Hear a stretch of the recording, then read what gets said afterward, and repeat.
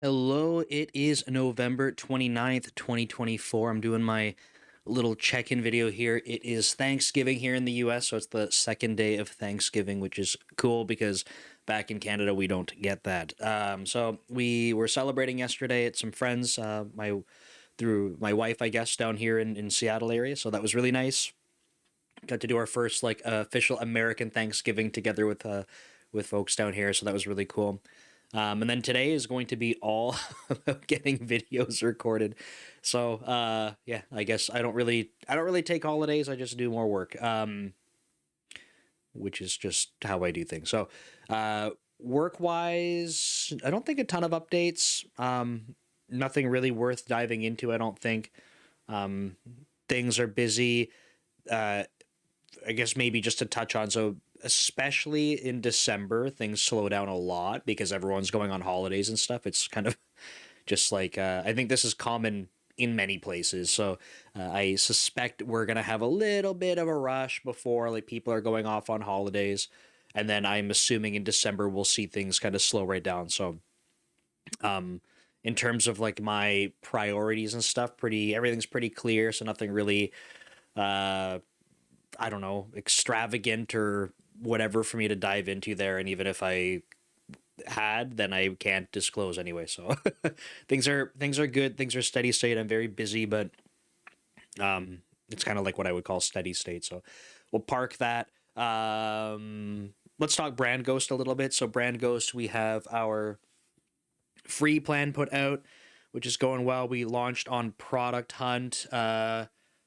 We didn't do like anything on Product Hunt like where everyone's like paying to have people like promote it and stuff. So um I guess by all metrics that you might see on Product Hunt, you might say, "Oh, well that looked like it failed." But I don't know. I think like we reached out to a few people that that are using the product that we advertise a little bit, but we're not paying to have it inflated. As soon as it went live, we had like probably between 10 and 20 like basically automated messages come in to say, "Hey, like pay us and we'll promote it." And it's like, mm, like is that all that this is like people post stuff on Product Hunt and then pay money to have it boosted, like I guess.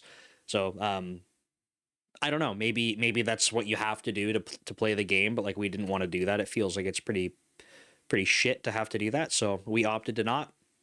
So if that means that that's not going to be as successful, I guess that's what it means. But the outreach continues. One of the guys on the team is definitely prioritizing that, which is really good to see. I need to do more of it. I think once I get through a bunch of recording today, I basically want to start and finish a course today. It's a shorter course, so I want to start and finish it today. It probably will go into tomorrow and maybe even Sunday, because I realize that I don't have to finish it today, and I have more than the weekend really, but I just would like to do it to get it out of the way. Just because it's like courses and stuff take a lot of time. So anyway, I want to make sure that I'm prioritizing some outreach and stuff too. I think one of the things that we were acknowledging is like, because I am, I guess, like the founder of it, and I built it for myself originally for Brand Ghost, right? That it and I have presence on social media, so I'm a good demonstration of saying like, here's like I use it, and I truly do, like I use it for literally everything. So I feel like I'm able to demonstrate like, here's the value of the product because like I live and breathe it, right? So I need to do some more reach out personally. So we have that ongoing. It's slow, right? But to help with that, we are launching our affiliate program as well. I am a firm believer that this kind of thing will never scale to the needed levels unless we have our users, or even people that aren't users, participating in an affiliate program. So I'm not an expert on this because I have never scaled businesses myself this way, but from from the data I see and the interactions I see on other companies and stuff, like I like looking at Opus Clip as an example. Opus Clip is a AI assisted like short form video editor. So you give it a long form video, it clips it for you and gives you captions, it tries to do a lot of the process for you to get short form videos. And it's awesome. Like I was using a different product. Opus Clip was like half the price and it was better. And I was like, this is literally a no brainer for me to switch. And I paid upfront for the year like instantly. So like I really love the product personally. I am in their affiliate program as well. So if you're watching this, if you are interested, go click the link below. But but in all seriousness, like I have it in my links and stuff because I do believe in it a lot. I think it's absolutely awesome, and I would be happy to like advertise for them, right? So I feel like Opus Clips, I've seen this happen with other social media tools, and you can see this kind of thing with even like Fashion Nova, right? I love using Fashion Nova as an example because they basically empower their entire customer base to be their marketing. Like to me, it's a genius move. Now, if you think about it, and again, I'm not an expert on this, but my perspective is if you're going to have a ridiculously big marketing budget because at to scale, you're going to need that at some point. Instead of taking money, right? You have money that's come in and you're like, okay, now we have to go spend this to go market. If instead you can empower essentially your entire user base to be your marketing uh, entire organization. I mean, you can build on top of this, right? But if you make that like a core part of it, then you're not actually spending money, right? It's kind of interesting. The money's never coming out of your pocket because then the money, if you're giving them discounts or like a commission and stuff, like money's never coming out of your pocket because it was never going into your pocket. Now on paper and the way things actually might work in terms of accounting, like that probably has to happen because there's like payout dates and stuff like that. But the I like that concept because it's like instead of saying, oh, we have to go pay money to go try out running ads or something, it's just like you empower your audience to go do it for you. And I think that there's something really powerful about that.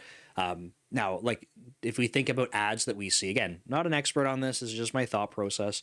If we see ads that are run, like there's, you're going to have someone that is going to have some credibility, right, in the ad where you're like, oh man, they use it or they're promoting it. Like, But if you have, again, your entire user base doing it, like you have all of this social authority built into it.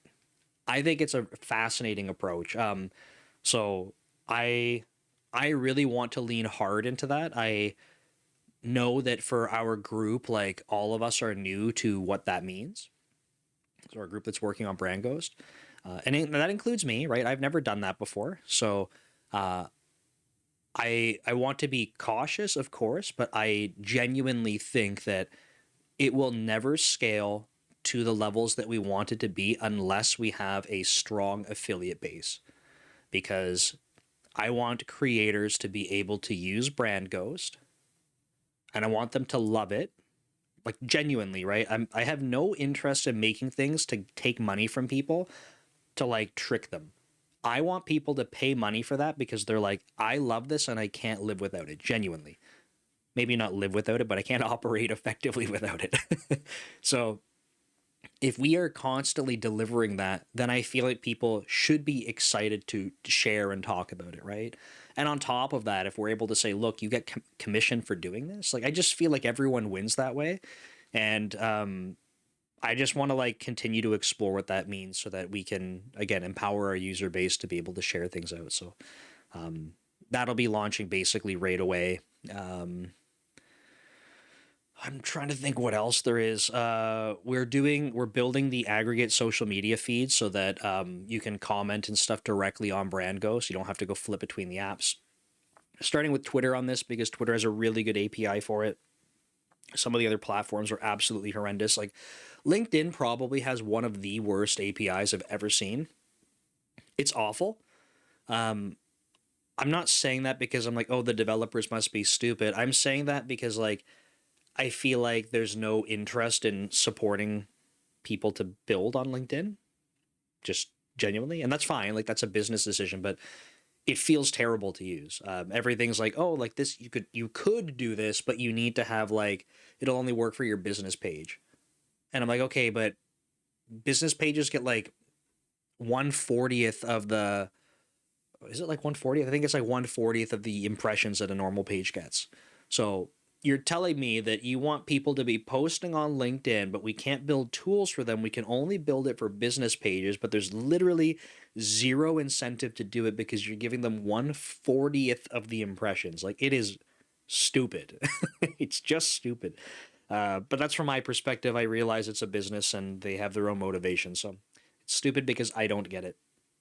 Um, Otherwise, yeah, we're pushing along. There's a couple things in Brand Ghost I want to build personally. Like, I want to make sure that I have the aggregate social feed for sure. But the other thing I want to do is have the ability to listen to RSS feeds, because I have some things like my blog, and I have my like when I publish videos on YouTube, I want to make sure that that can add automatically to a topic stream. Because even after 2 years of doing YouTube and building with Brand Ghost, I don't have what I call a topic stream to be able to share out existing videos. That's a huge missed opportunity for me. I do it for my blog posts and those drive traffic, but I should be doing it for my YouTube videos. Like, it's dumb for me to not do it. The reason I don't do it is because now it's a topic stream that I have to constantly maintain. I'm making more work for myself by doing it. So I want the RSS feeds to be able to hook up to that automatically and say, oh, there's a change. Let me add that in. So I'll build that. Okay, that's Brand Ghost. Code Commute is going real well. I genuinely think that my YouTube channel, Code Commute, which is where I do like basically like a software engineering rant almost while in traffic and driving to from work and to from CrossFit. Um, I genuinely think that channel will overtake my primary one. The metrics are clear. It's it's significantly smaller. Like, it's an order of magnitude smaller. I have just under 400 subscribers right now on it, so it's growing. But just under 400 subscribers. I have 8,500 on my primary one after 2 years. I spend hundreds of dollars every month on thumbnails and editing on the primary one. I have videos that go out on my primary one that are getting like 60 views in a day, and then they'll level out, so they might see in their lifetime like 100. It's like, it feels embarrassing and gross because there's literally my time and money that goes into it for editing, and I don't think that the content's bad. I think that the editor does a good job with the video, so I think he's doing an awesome job. I think that now that he's doing the thumbnails, they're infinitely better than I could make. But I cannot understand how some of the videos just do not get any impressions. So the click through rate will be like on this one, it was getting like, I think it's up to like 70 views or something. The click through rate was like less than 2%, even with the new thumbnail. It's a topic about having databases in Azure, which is, it's not like no one's looking for that kind of stuff. I think the content's useful. It's a tutorial, and there's no impressions and there's no click through. So I don't know. It feels very bad. And then I go drive to work. I just turn a camera on. There's no thumbnail editing. There's no video editing. There's no rehearsal. I just pick a topic and start rambling, and I'm getting more views. I have, double. I have, I think, 2 to 4 times the click through rate, at least compared to my old thumbnails. I have probably about 3 to 4 times the amount of watch time per video. It's insane. And I'm not saying it's insane as in like, oh, this channel that I've created now is so good. I mean, I don't think it's doing bad, but I'm saying that as in my primary channel is hurting very badly. Milan Jovanovic, who is someone I look up to on YouTube, Nick Chapsis is, I think, so Tim Corey is probably the biggest .NET creator. Nick Chapsis would be second. And then Milan is right up there. Milan is an awesome creator. I didn't realize, but he's only been doing the YouTube part for like 2 years. He has 100,000 subscribers, and he's been doing it for just over a month longer than me.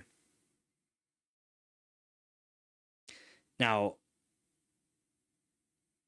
I'm not saying this because I think that like my content must be better than his or something like that. Nothing like that.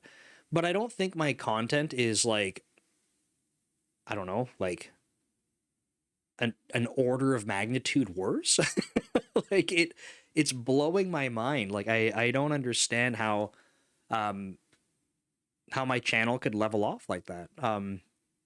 Now I'm not saying this like I'm gonna stop, but like it's extremely disheartening.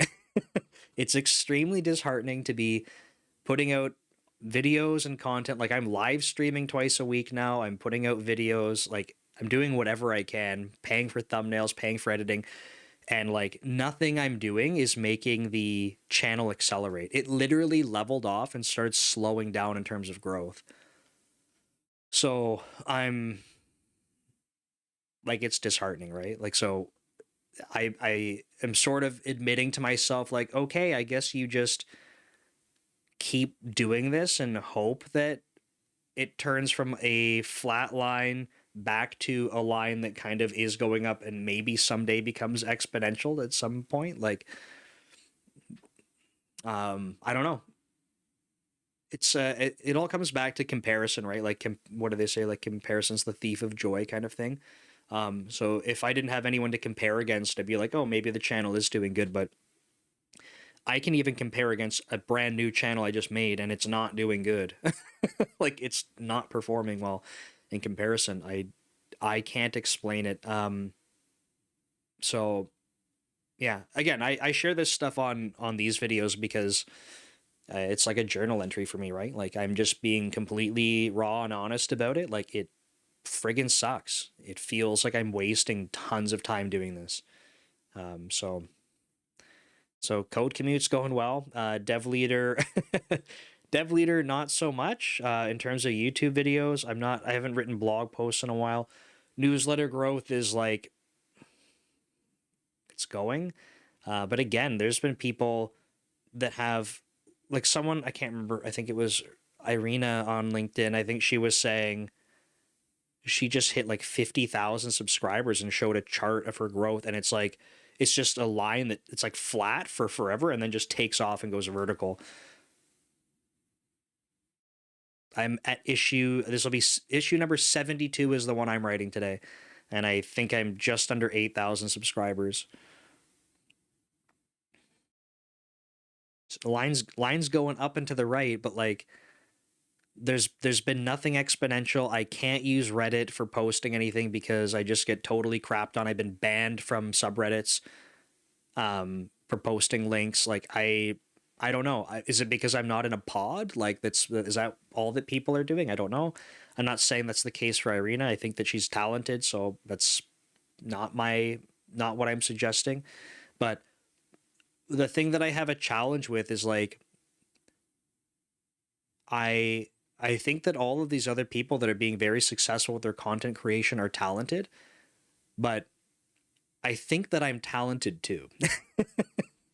um and I'm not even at the point where I'm like, oh, maybe like I'm not having imposter syndrome about it. Like maybe I suck at software engineering. I'm like, no, I'm confident about that.